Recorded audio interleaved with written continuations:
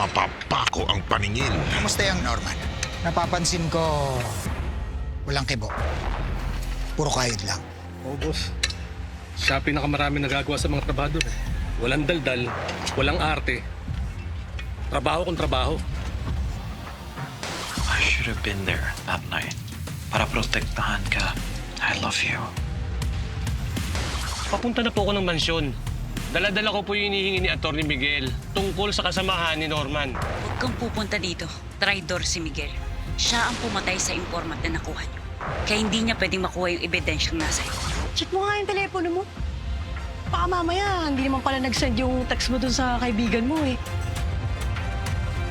Mabubulilyaso nga ba ang plano? Ito! Arnold J. Cabaras, lumuhod ka sa lubang.